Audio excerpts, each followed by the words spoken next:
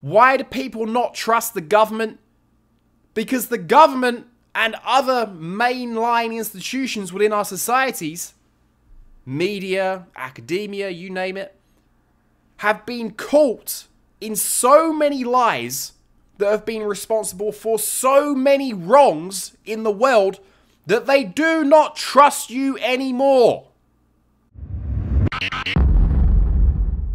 The World Economic Forum, the WEF, is meeting in Davos, Switzerland this very week.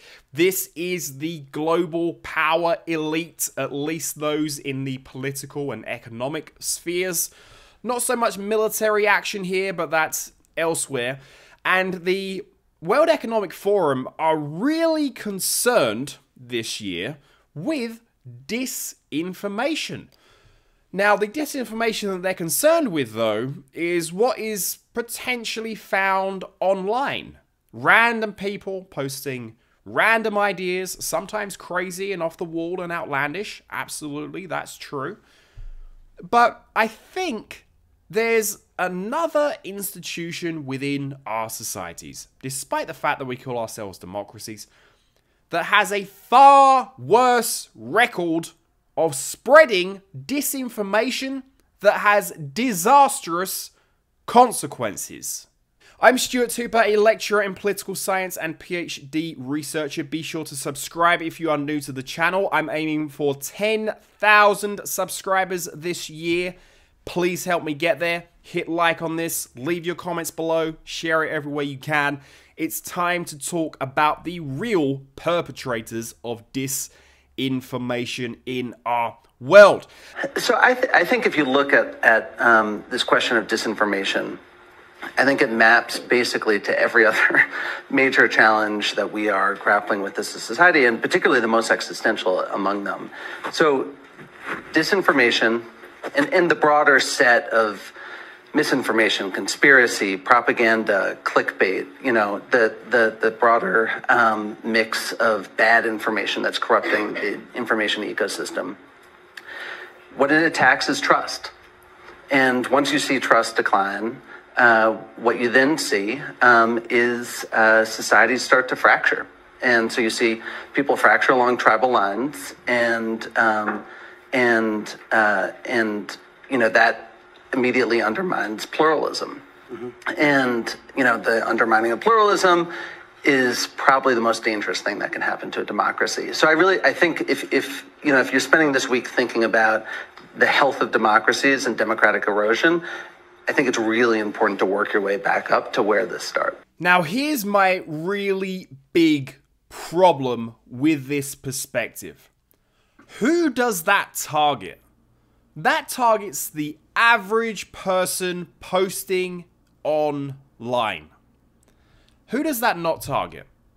The institutional structures of our societies, which are the centers of decision-making power that have an incredibly bad record of providing information that has led to some of the most disastrous situations in world history. Now, apparently that speaker is from the New York Times. Let's cast our minds back just 20 years ago. What was the New York Times, the Washington Post, the BBC, Fox News, MSNBC, CNN, name your mainstream media channel? What were they all telling us about? What were they all screaming about? Weapons of mass destruction in Iraq. And in fact, MSNBC fired 2 journalists for refusing to toe the line on the weapons of mass destruction lie. That lie emanated from a government. And what did that lie do?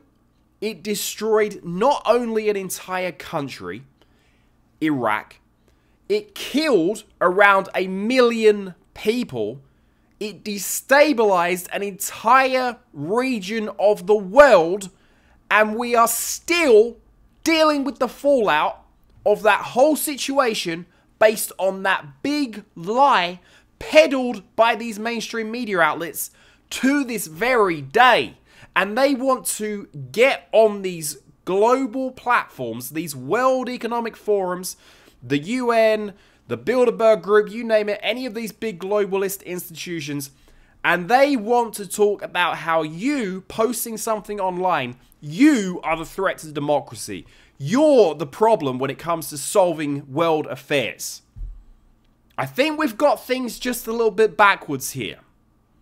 And in fact, in 2004, the New York Times even issued this from the editor's piece, The Times in Iraq, and they tried to essentially cover up for what they had just done in the prior months and years leading up to the war in Iraq.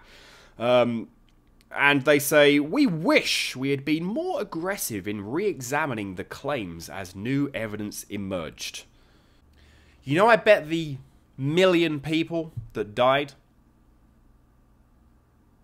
they would also have loved if you'd have been just a tiny bit more aggressive in examining the claims at the time. And this is just one modern example. We could go to the war in Vietnam, the Gulf of Tonkin incident, a complete lie, a complete fabrication from within the intelligence services who wanted to go to war in Vietnam. So I don't want to hear any more about people posting things online that they're the problem.